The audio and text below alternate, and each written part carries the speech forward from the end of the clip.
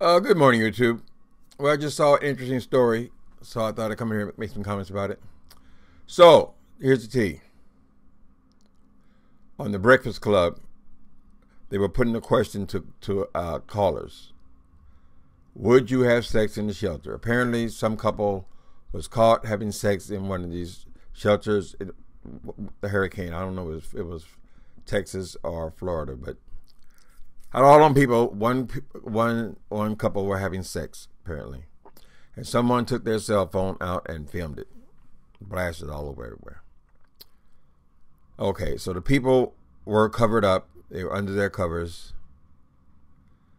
So I'll just answer the question. The question was, would you have sex in a shelter, in a hurricane shelter? I don't think it makes that big a difference that is they're there because of a hurricane. The point is they're in the shelter. They're in a big, huge space, lots of people around, and their families, which mean their children, their grandparents, and everybody are there, right? Now, most of the people on this talk thing said, no, I wouldn't do it. Ooh, that's nasty and all that. You don't know what you would do.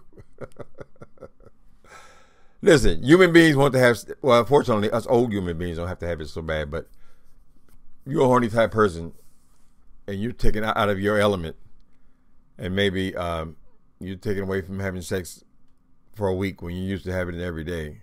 Some of these young people, you know, these new couples in love a couple times a day. You know, you're horny. I'll tell you from my experience, when I was in San Quentin, I was in a dorm, right? 150 people. This particular dorm for people who were diagnosed HIV positive, which that meant people assume, oh, they're all gay. No, only about half the people were homosexual and half the people were convicts. So some of them are gay in there, or they carry on in there, whatever. The point is, it was 150 dudes, right? Now, every night people were having sex.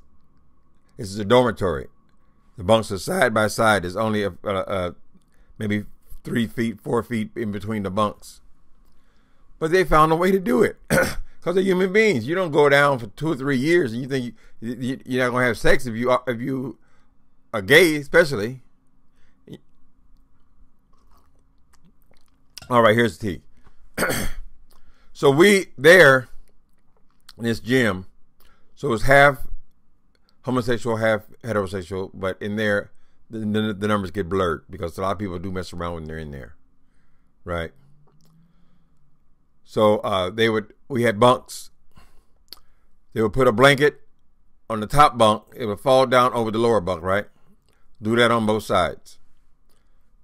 Crawl in there like a little cubby hole, and they would go in there and they would carry on.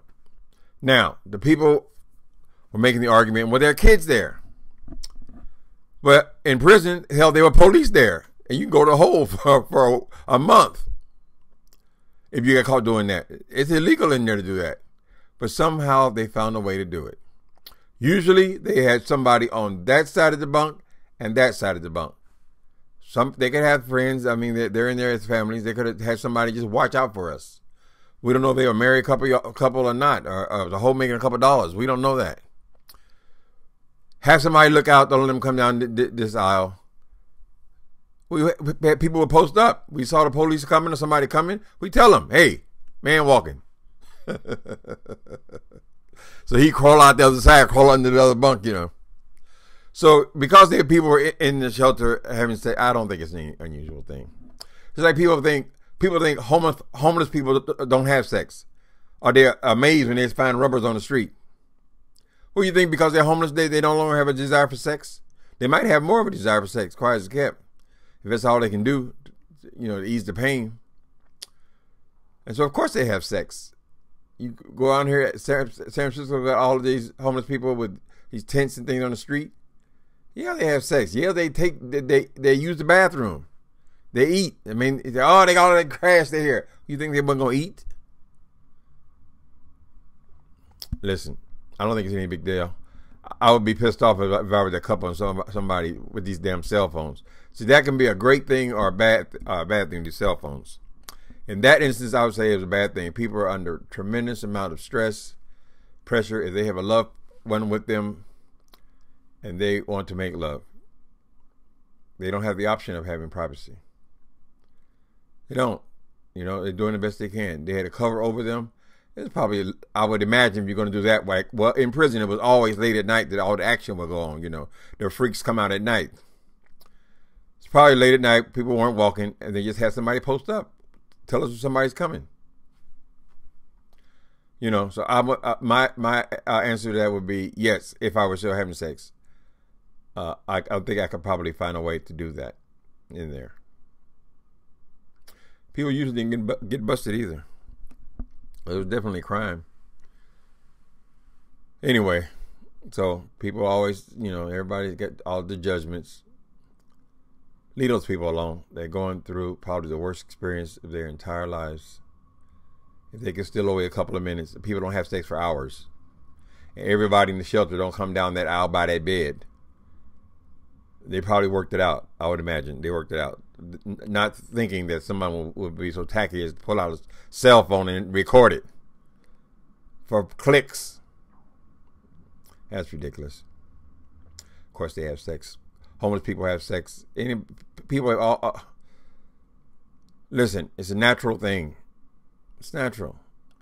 If you take if they got 5,000 people in there and one person, two people having sex, I think it's pretty good odds. I mean, pretty good numbers. It ain't like everybody was humping. Of course, somebody gonna have sex. Somebody gonna be shooting up in there if they're a junkie.